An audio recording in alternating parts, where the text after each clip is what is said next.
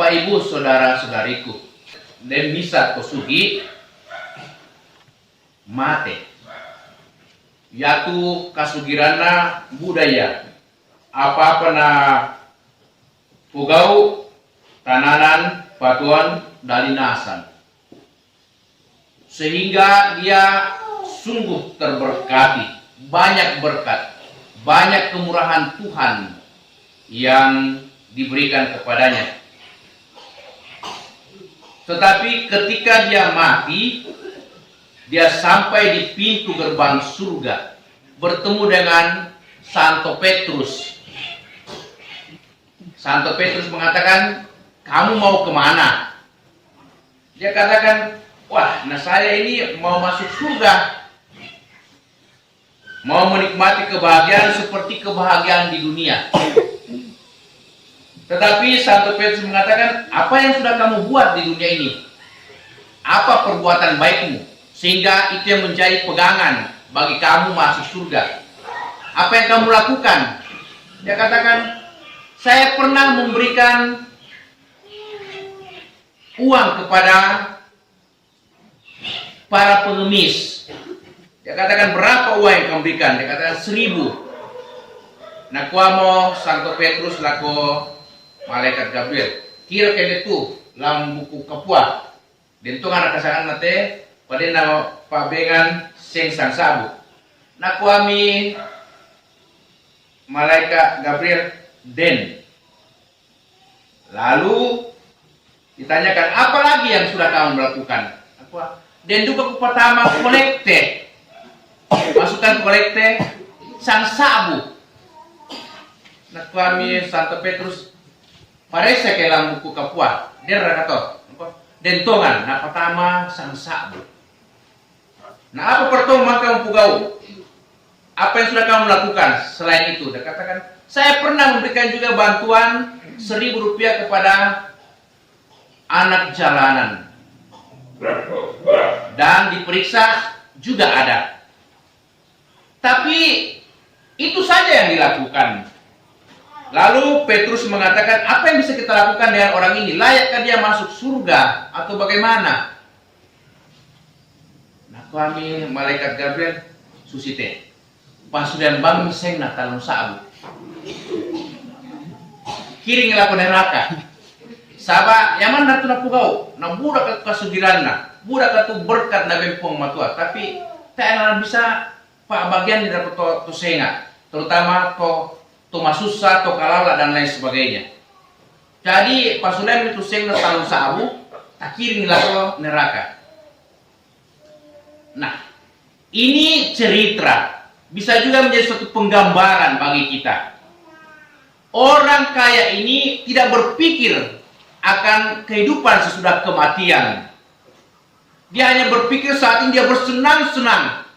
Kalau ada orang yang susah, ya pokoknya ya dibantu seadanya saja. Kasih 1.000. Male gereja tapi tuna pertama kolekte seng sang sabu. Kok seng duka ya toh Pak? Dibanding kasugiranna berkat Tuhan yang dia terima banyak, tapi tidak seberapa yang diberikan atau dipersembahkan kembali kepada Tuhan. Sehingga orang ini hanya berpikir hidup di dunia ini sesaat saja. Dia tidak berpikir bahwa sesudah kematian masih ada kehidupan yang jauh lebih membahagiakan. Tetapi karena itu dia hanya berpikir saat ini. Dia tidak mau pusing dengan orang lain, dia tidak mau pusing dengan keadaan di sekitarnya. Itulah sebabnya Tuhan menegur dia. Nah, kuami malaikat Gabriel pasudian bang seng na talung sabu. Kota mo ya to, kiring bang laku neraka. Karena sepantasnya tempatnya di sana. Apa yang mau dikatakan kepada kita persis sama dengan bacaan pertama hari ini. Bagaimana Kain dan Habel yang diberkati Tuhan melimpah-limpah. Kain seorang petani, banyak berkatnya, banyak hasil tanamannya, melimpah-limpah berkatnya. Begitu juga adiknya Habel, dia beternak, banyak hasil ternaknya. Tetapi sikap mereka berdua sangat berbeda. Habel mempersembahkan yang gemuk-gemuk dari hasil piaraannya, hasil ternaknya. Domba yang gemuk, sapi dan lain sebagainya. Bayi na patah manuka ya bayi na kenen bayi. Sikapuan na. Bayi bayi tora na pertama. Ya. Nah, yate kain kakana ya tu bosi-bosi naman na pertama. Yang kecil, yang busuk, yang tidak ada lagi manfaatnya dan tidak lagi harganya, dia persembahkan. Apa yang terjadi ketika mereka mau persembahkan, karena mereka selalu persembahkan dengan korban bakaran, apa yang mereka persembahkan dibakar. Dan tanda bahwa itu diterima oleh Tuhan kalau asapnya itu lurus dan warna putih ke atas. Nah, Habel warna putih asapnya, ketika dibakar dia punya itu ternaknya yang gemuk-gemuk itu warna putih asapnya dan lurus ke atas. Tetapi Kain asapnya hitam pekat dan tidak lurus, berterbangan ke sana kemari. Wah, orang lihat, wah, tak enak terima penguasa. Sedih Kain dan malu, menyesal dia.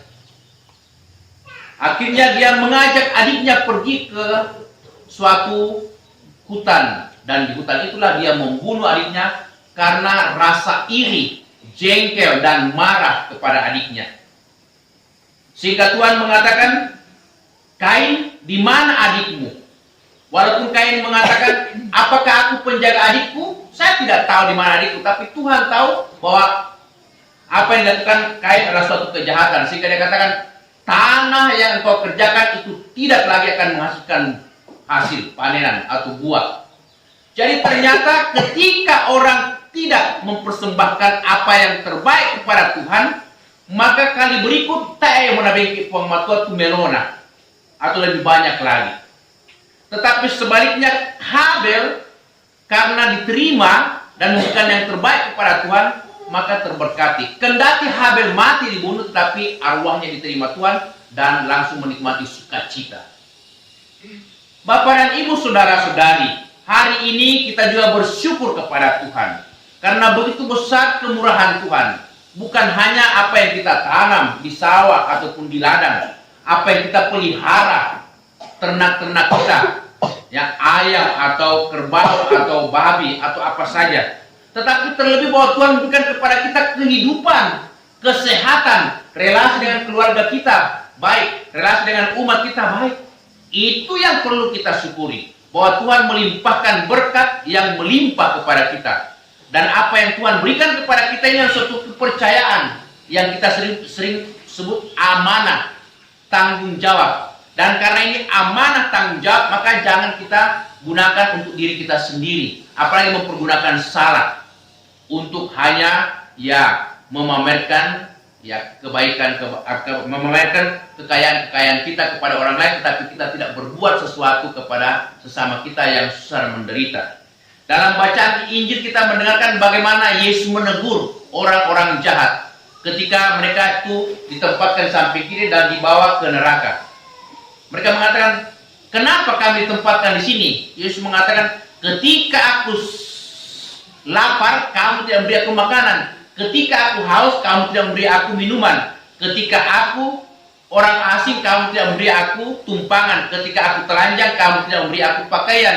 Ketika aku sakit, kamu tidak memberi aku kunjungan atau tidak mengunjungi aku. Ketika aku dalam penjara, kamu tidak merawat aku. Jadi Tuhan mau supaya orang-orang di sekitar kita juga turut menikmati kebahagiaan dengan kebahagiaan yang kita alami. Kegembiraan, kesenangan dengan kegembiraan dan kesenangan yang kita alami. Jadi hidup ini adalah suatu berbagi. Ketika kita mau berbagi, maka Tuhan melimpahkan kebaikannya, berkatnya untuk kita. Sebaliknya ketika kita tidak mau berbagi, Tuhan akan menempatkan kita di sebelah kiri, alias suatu neraka. Bahkan apapun yang kita kerjakan selanjutnya tidak akan menjadi berkat yang melimpah. Maka itu menjadi permenungan bagi kita. Hidup kita ini di dunia hanya sementara. Dan hidup ini adalah suatu persinggahan, suatu sarana untuk hidup yang kekal. Kalau hidup kita di dunia ini baik, penuh berkat, penuh belas kasihan kepada sesama, Tuhan juga akan memberikan berkatnya, belas kasihnya kepada kita. Tetapi kalau kita menjadi orang egois, menjadi orang yang iri hati, menjadi orang yang jahat, maka Tuhan tidak akan membiarkan berkatnya turun kepada keluarga kita, turun kepada rumah tangga kita, turun kepada diri kita.